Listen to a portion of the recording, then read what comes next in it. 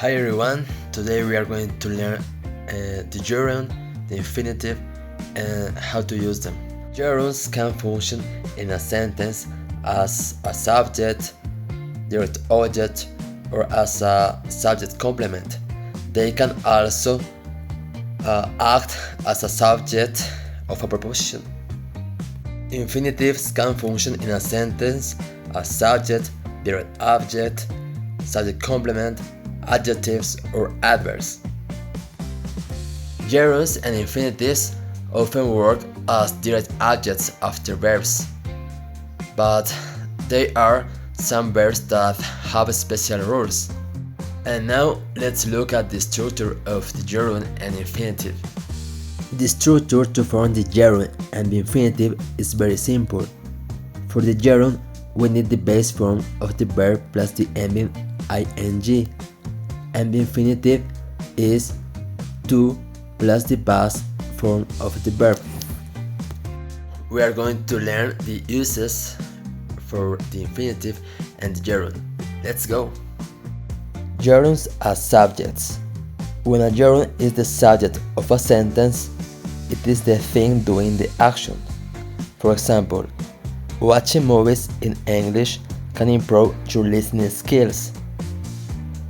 Gerunds as direct objects. Gerunds can also be the object of certain verbs. Also, they receive the action. For example, she enjoys dancing. Gerunds as subject complements. A gerund can appear after the verb to be, to rename or describe the subject. For example, my favorite hobby is painting. Gerunds as objects of a preposition. Gerunds are always used after prepositions. For example, he left without saying goodbye. Infinitives as subjects. The infinitive form is to plus base form. It can also be the subject of a sentence. Though this structure sounds more formal.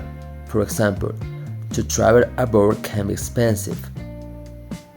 Infinitives as direct object. Infinitives are used after certain verbs as the object.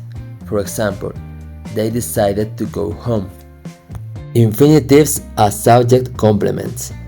They can follow to be to complete the meaning of the subject.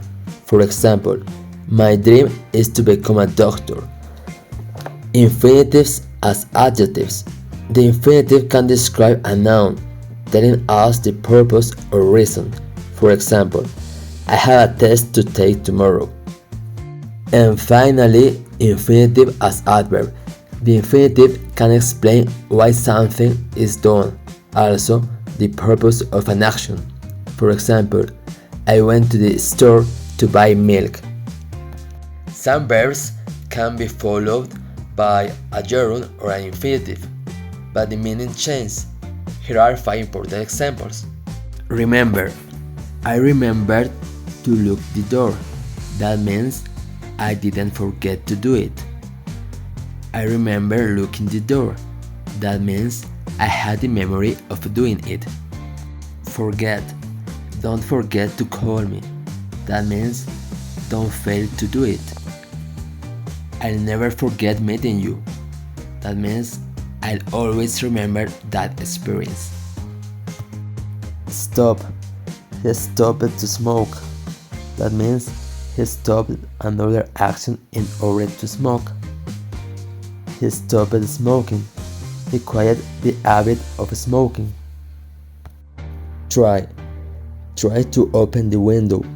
That means make an effort to open it. Try opening the window. That means do it as an experiment or suggestion. Regret. I regret to tell you this news. That means I'm sorry because I must tell you now. I regret telling you that. That means I'm sorry for what I said in the past.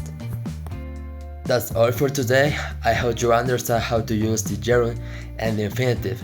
See you soon. Bye bye.